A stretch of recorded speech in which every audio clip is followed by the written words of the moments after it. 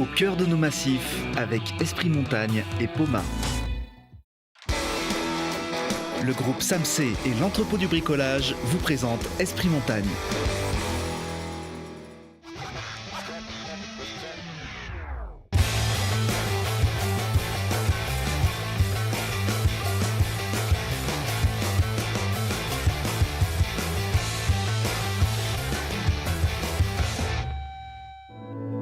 Bienvenue à tous, merci de votre fidélité à Esprit Montagne. Si vous étiez avec nous la semaine dernière, vous avez pu vivre les grands moments de la soirée des Chronos d'Or. C'est vraiment les Césars du Cirque Blanc. Et ce soir, on va vous proposer tous ces moments que vous n'avez pas pu encore voir. La suite, donc, avec Laurent Davier, bien sûr, rédacteur en chef de Ski Chrono. Salut Laurent. Bonsoir Lucille. Et avec un ténor de France Télévisions, on a beaucoup de chance, Alexandre Pasteur, bonsoir. Bonsoir Lucille. Comment ça va ? Tout va très bien, c'est la fin de l'hiver, voilà. Moi j'ai le nez dans le guidon maintenant parce que la saison de cyclisme va reprendre. En tout cas, a déjà repris, mais là on va entrer dans le vif du sujet. Exactement, c'est le Cirque Blanc et le cirque grandeur nature, on va dire, avec le cyclisme, vos spécialités sur France Télé. C'est ça, le ski, parce que je l'ai commenté pendant 22 ans sur Eurosport, mon ancienne chaîne. J'ai toujours un pied dans la neige, mais maintenant le gros de ma saison, le gros de mon année est consacré au cyclisme et notamment au Tour de France. Absolument, qui va bientôt commencer d'ailleurs. Et vous présenter donc avec Laurent cette soirée les Chronos d'Or. C'est ça, c'est un petit peu... un pèlerinage à chaque fois, chaque année. C'est notre pèlerinage, c'est ça, c'est un peu notre petit plaisir de fin d'hiver, voilà. Enfin, c'est plus qu'un plaisir pour Laurent, c'est aussi, je sais, quelque chose de très important pour le groupe Ski Chrono le Dauphiné, mais nous, c'est vrai qu'on se fait vraiment plaisir à vivre cet événement tous les deux, à l'animer, parce qu'on est avant tout, je crois, des passionnés, et on ressent les choses de la même manière, donc on parle le même langage. Et ça se voit. Ouais, juste Alexandre, ça fait depuis 2006 qu'il collabore à Ski Chrono, depuis les débuts de Ski Chrono comme chroniqueur, parce qu'il écrit aussi très bien. C'est pas qu'un homme de télé, c'est un homme de plume. Donc c'est une vraie histoire de professionnel au départ qui est devenue aussi une histoire un peu d'amitié. Comme il le disait, on a le même esprit et le même esprit montagne. Oui, effectivement, on n'a pas fait tout le CV justement, mais il y a de quoi dire. Alexandre, quelle image tu retiens de cette saison 2018-2019 ? Il y en a beaucoup, Laurent. Ça a été une belle saison. Moi, ce que je retiens avant tout, c'est l'éclosion de Clément Noël.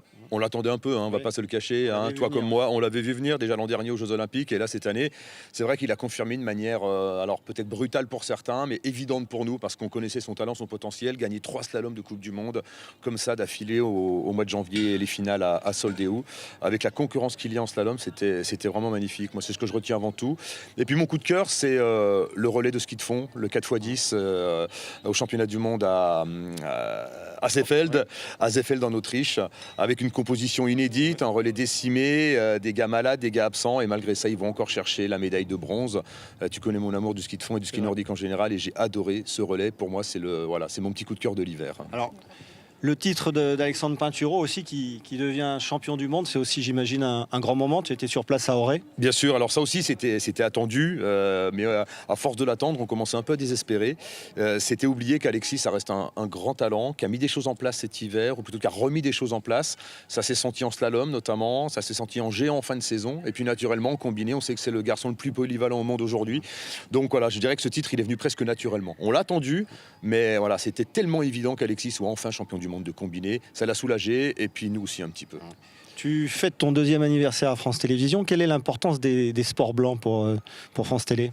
Déjà, en tant que service public, France Télévisions se doit d'assurer une couverture des sports d'hiver, parce que le ski reste un sport majeur, c'est le sport olympique numéro 1 en ce qui concerne les sports d'hiver. Donc on a fait un peu de direct déjà, on a diffusé le critérium de la première neige sur France 4, on était présent au championnat du monde à Auray, en ski alpin, c'était éclaté sur plusieurs chaînes, mais on était présent tous les jours en direct.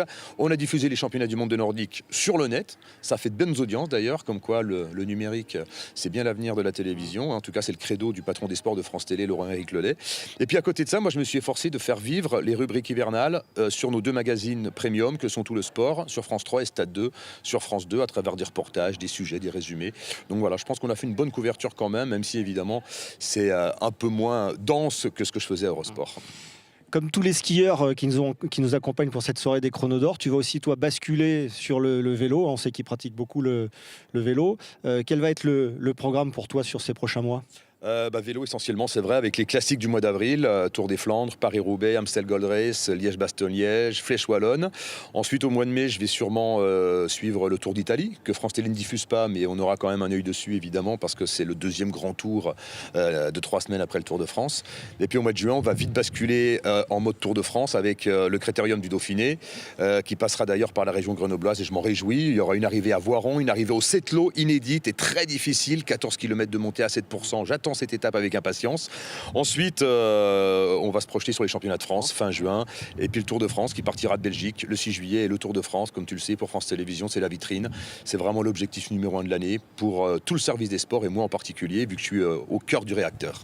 Et justement, dans cette grande boucle, il y a toujours un moment particulier avec l'étape de France Montagne, avec des champions de ski qu'on retrouve, avec des moniteurs de l'ESF qui ouvrent la route du peloton.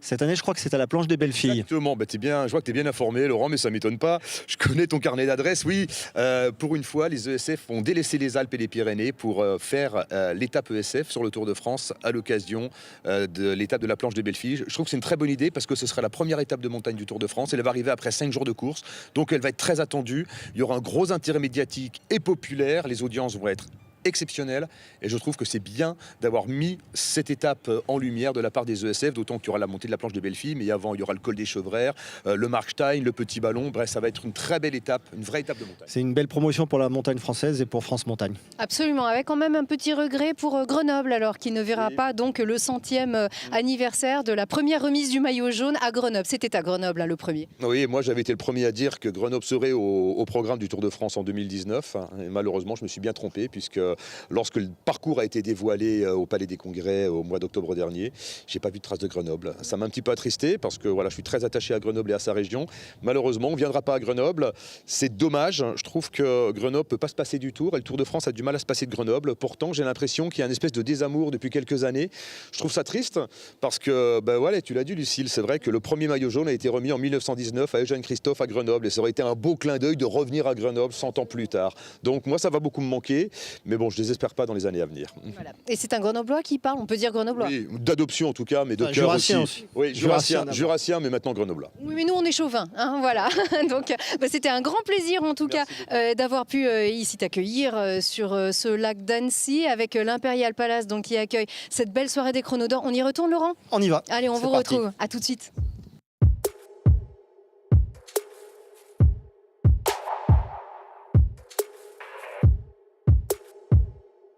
Et un vice-champion du monde, ici avec nous, Yoann Claret. Bonsoir. Bonsoir. Ça va, tout va bien ? Ouais, nickel, super. Bah oui, avec une médaille d'argent et un petit peu plus d'un mois, tout va bien cette saison ? Ouais, non, ça s'est très bien passé. J'ai fait ma meilleure saison avec pas mal de très bons résultats, notamment cette médaille d'argent qui est pour moi une super belle surprise. Oui, parce qu'on dit toujours que la valeur n'attend pas le nombre des années. Parfois, si, en fait, finalement. Parce qu'à 38 ans, il fallait le faire. Non, c'est sûr qu'après, j'attendais plus des aussi bons résultats après tout ce temps, mais... je suis quand même un peu le bon vin, je vieillis bien avec l'âge, donc j'espère que ça va continuer comme ça. Je vais encore faire l'année prochaine et aussi essayer d'avoir les mêmes résultats, au moins aussi bien, voire mieux. Au moins un an, s'il y a un an, autant en faire 2 ans quand même, parce qu'il y a des jeux qui vont arriver après finalement. Non, les jeux, j'y serai pas, ça c'est sûr. Il y a encore les championnats du monde dans 2 ans en Italie, mais peut-être pourquoi pas les championnats du monde dans 2 ans, mais ça sera déjà bien d'arriver jusque-là avec les mêmes résultats, ça sera très bien déjà. D'accord, donc même pas la petite surprise. Non, il n'y aura pas de surprise à ce niveau-là. Je vais déjà essayer de faire l'année prochaine correctement et après on verra, mais je fonctionne comme ça depuis pas mal de temps, faire d'année en année, et c'est comme ça que ça marche pour moi, donc on va continuer comme ça. Et l'été, du coup, qu'est-ce que c'est pour Yoann Claret ? C'est se balader un peu à Tignes, aller au lac, faire un peu de rando ? Alors l'été, c'est 1 mois de vacances où on ne fait pas grand-chose. Après, on prend vite l'entraînement. Donc c'est entraînement sur Albertville avec pas mal de séances physiques, de musculation. Et on reprend le ski juillet pour enchaîner sur le Chili au mois d'août. Donc c'est quand même assez chargé. On est quand même sous les skis. Même l'été, contrairement à ce que les gens pensent. Par contre, là, ça y est, les vacances, ça va commencer. Ça va commencer, je pars dans 6 jours, moi, en vacances. Donc, j'ai quelques obligations comme ce soir, mais toujours avec plaisir. Mais dans 5 jours, je serai loin en Malaisie en vacances. Donc, voilà. Super, belle destination. Et puis, c'est quoi le petit secret, alors, à l'approche de la quarantaine, on va dire, pour performer autant ? Prendre du plaisir. Voilà, c'est tout. Je pense que je prends plus de plaisir même que quand j'avais 20 ans. Donc, c'est ce qui est important pour tout le monde et surtout pour moi, je pense. Mon leitmotiv, c'est ça, m'amuser. C'est dur de vous entraîner quand même tout le temps, depuis toutes ces années. Ça fait combien ? Vous vous souvenez de vos premières courses à ski ? Ouais, ça fait un petit moment, mais ça fait même 20 ans que je suis sur circuit Coupe du Monde, donc ça fait un petit moment. C'est juste que maintenant, ça devient une habitude presque. Le jour où j'en aurai vraiment marre, je ferai autre chose. Ça c'est sûr. Et c'est quoi autre chose? Je sais pas encore, ça on verra, mais pourquoi pas dans la télé? Exactement, moi je valide, hein. Il y a tout le potentiel. Merci beaucoup Johan et très très bel été. Merci à vous aussi, merci, au revoir. Et on a retrouvé la révélation de l'année. On a le droit de le dire Clément? C'est ce que vous voulez. Ça saoule un peu au bout d'un moment? Non, pas forcément. C'est plutôt bon signe quand on nous appelle comme ça. Clément Noël et ses 3 médailles d'or et 1 médaille d'argent sur le circuit Coupe du Monde. C'est espéré ou c'est vraiment la surprise d'en avoir autant? Non, c'est sûr que c'est la surprise parce que je ne m'attendais pas à faire une saison comme ça. Après, on espère toujours faire au mieux. Je savais que je skiais bien en début de saison, donc on essaye. Enfin, si j'étais pas monté sur un podium cette année, je pense que j'aurais été vraiment déçu. Mais on ne sait jamais comment ça peut se passer. Et là, dans les conditions où ça s'est passé, c'est vrai que ça a été super. Ça s'est tout bien enchaîné et j'ai été assez régulier sur la saison. Donc, ouais, j'espérais pas tout ça, mais c'est bien. C'était quoi justement finalement le meilleur moment? Est-ce que c'était battre Marcel Hirscher, gagner encore l'or? Qu'est-ce que c'était en fait ce qu'il y avait de plus fort? Je pense que ça a été Kitzbühel parce que c'est la course un peu mythique de notre circuit, plus en descente, mais nous les slalomers c'est quand même une grosse course et du coup je pense que voilà, Kitzbühel, quand on se rend compte de la portée de l'événement en Autriche, de l'organisation qu'il y a autour et de la ferveur qu'il y a là-bas, c'est un petit peu plus fort que les autres Coupes du Monde. Et le petit tour d'hélico à Wengen? C'était bien aussi et c'est vrai que Wengen c'était la première en plus, donc c'était des moments assez forts et le tour de l'hélico, enfin il y a tout qui va avec, mais sur toutes ces petites choses-là, je pense que Kitz c'était un petit cran au-dessus. Et du coup, comment est-ce qu'on se repose alors après tout ça? Qu'est-ce que vous allez faire pendant cet été? On va se reposer déjà, je pense, au mois de mai. À partir de début mai, on va arrêter le ski, on va se reposer. Et puis ensuite, on reprendra la préparation physique à partir de mi-juin. Et puis voilà, ça s'enchaîne comme tous les autres années. Pas trop de répit, mais on a au moins un mois où on est quand même assez tranquille. Sans se prendre la tête en fait, c'est peut-être ça le secret finalement, c'est bosser dur mais pas se prendre la tête? Ouais, je pense que chacun a son secret à lui. C'est sûr que moi j'essaye de pas trop me prendre la tête. Après, parfois j'y arrive moins. On se pose toujours des questions, etc. Donc c'est pas facile de rester calme par rapport à tout ça et de rester toujours calme. Et je vais essayer de continuer comme ça parce que ça a marché. Et puis c'est sûr, voilà, pas changer de préparation, rien changer parce qu'on a un groupe qui marche, on a des méthodes qui marchent, alors il faut continuer là-dessus puis perfectionner tout ça. C'est sûr. Est-ce qu'on fait des beaux rêves quand on bat Marcel Hirscher, quand on bat le meilleur skieur de tous les temps, on va dire? Ouais, des beaux rêves, je sais pas, mais on fait. C'est sûr que ça fait quelque chose parce que les personnes qui sont derrière nous, ça place un peu la valeur de la victoire et le fait d'avoir Marcel qui était sur le podium, que ce soit à Kitz ou à Wengen, ça montre que j'ai fait une super course, que ce jour-là j'ai été meilleur que lui, alors que bon voilà, c'est quand même le meilleur skieur de l'histoire sûrement et il a fait une saison encore une fois énorme, donc ça montre beaucoup. Après lui il a quand même encore plus de 200 points d'avance au général du slalom, donc il est quand même sur un niveau au-dessus et il arrive toujours à réagir après une petite déception, donc voilà, le battre une fois c'est bien, après pour le battre vraiment sur une saison il faut se réveiller tôt quand même. Sauf que nous on se dit que le meilleur est sûrement à venir. J'espère aussi, après ça je peux pas le savoir. Ça c'est sûr, en tout cas des beaux rêves et des belles vacances, ça c'est sûr. Ouais, on va essayer, ouais. Ce serait bien un peu de vacances. Ça marche, merci beaucoup Clément Noël, bravo encore hein, et bonnes vacances. Merci à vous.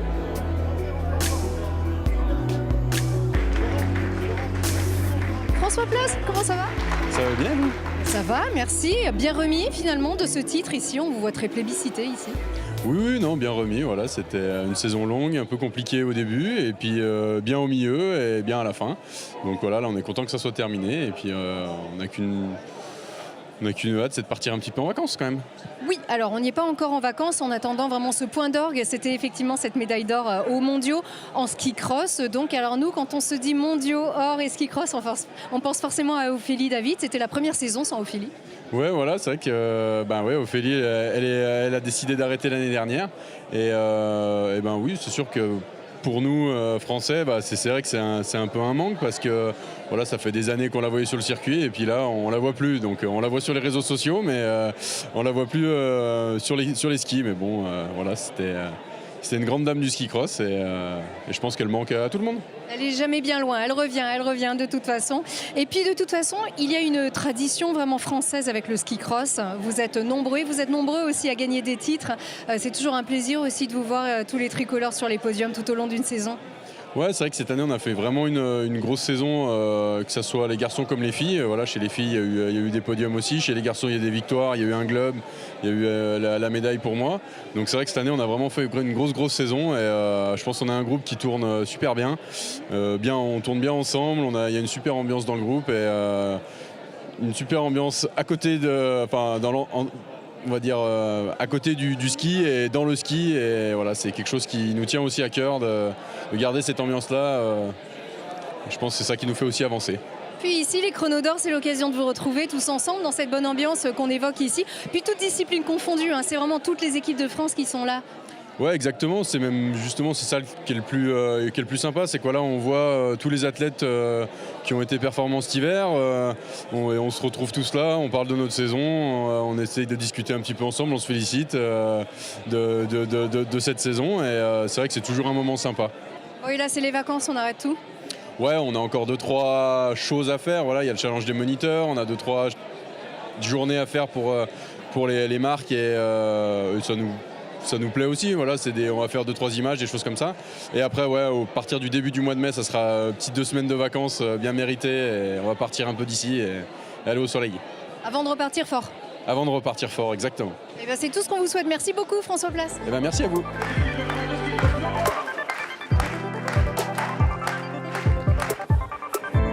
Je l'avoue, c'est un des coups de cœur de ski chrono. Romane Miradoli, ça va? Oui, très bien, merci. Comment s'est passée cette saison alors du coup? Ça finit plutôt bien? Ça finit bien, mais ça avait aussi bien commencé. Du coup, voilà, ça a été une saison, je dirais, un peu plus régulière que celle que j'ai pu faire avant. Mais voilà, terminer sur les championnats de France avec 2 titres, c'est toujours très agréable. On boucle la boucle finalement, comme elle avait commencé. Oui, voilà, c'est ça. Bon, j'ai pas complètement terminé. On a encore un mois d'avril assez chargé, mais bon, le plus gros est fait, voilà. Justement, qu'est-ce qui se dessine là pour l'instant, pour les jours à venir, les semaines à venir? Il me reste quelques courses FIS pour essayer d'aller chercher des points. Et puis encore un peu d'entraînement pour profiter des conditions hivernales jusqu'au bout. J'attaque avec l'ENSA aussi fin avril, donc j'attaque mes 2 premières semaines et puis après vacances. Les vacances.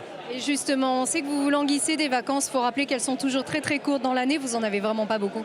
Non, on n'a qu'un mois. Vraiment, enfin en tout cas pour ma part, c'est vraiment que le mois de mai. On rattaque début juin, donc voilà, moi en général j'aime bien partir au chaud pour aussi couper de tout ça et puis pouvoir profiter, se ressourcer, récupérer surtout de la saison pour repartir pleine balle pour l'été, quoi. Vraiment, Romane, tout le meilleur de la part de Télé Grenoble de ski chrono et une super saison à venir et une bonne fin de saison déjà. Merci beaucoup. Bonne soirée. Alors Coralie, on se retrouve. Coralie Frassombé qui était notre première invitée d'ailleurs d'Esprit Montagne cette saison. Tout va bien? Bah oui, ça me fait plaisir de vous revoir ici en fin de saison avec beaucoup de chemin parcouru. Moi, je suis très satisfaite de ma saison après la blessure. Ça a été beaucoup de doutes et finalement, il y a de bons résultats. Donc c'est très satisfaisant pour moi. J'entame le printemps avec le sourire. Une blessure, une très longue blessure qui t'a immobilisé, on va dire, pendant plusieurs mois. Et c'était la saison de la prudence aussi. Comment est-ce que tu as abordé vraiment les premiers virages de cette saison? J'ai décidé de prendre le temps que la confiance revienne et être positif chaque jour. Et finalement, ça a plutôt payé. Donc je suis bien contente de ma stratégie. Donc là, on va pouvoir accélérer après quelques semaines de repos? J'essaye d'accélérer quand même en fin de saison, là, mais oui, voilà. Je vais pouvoir reprendre sur une bonne préparation tout l'été et voilà, viser de bons résultats l'année prochaine. Donc vraiment, les vacances, c'est court alors, Oui, voilà, là, il y a le monitorat de ski, un peu de fac et puis un petit peu de vacances. Et puis ça sera le temps d'y retourner. Ça, c'est sûr. Avec toujours en misant les 2 années qui viennent, vraiment l'assurance, la prudence aussi avant les Jeux. Là, j'aimerais bien faire des meilleurs résultats. J'ai jamais fait mieux que 9e, donc j'aimerais grappiller et faire mes meilleures saisons dès l'année prochaine, c'est sûr. On la sent bien cette saison prochaine. Ouais, je suis positive. Exactement. Merci beaucoup Coralie. On y retourne ? Allez. Super cru, vraiment ce cru 2019. Très beau millésime, un grand cru. Chaque année, on se réinvente. Il y a des nouveaux visages, il y a des gens qu'on voit aussi. Il y a Alexis, il y a Perrine, il y a tous ces champions. C'est magnifique. En plus, on a vu, c'est des champions qui s'expriment bien. Ça fait plaisir. C'est des sportifs qui sont bien dans leur tête et dans leur corps. Donc, c'est vraiment que du bonheur de travailler avec tous ces gens-là. Super. En tout cas, super cérémonie. Merci encore, Laurent Davier. Merci à tous de nous avoir suivis. Bravo aux champions. Et bravo à vous. Voilà.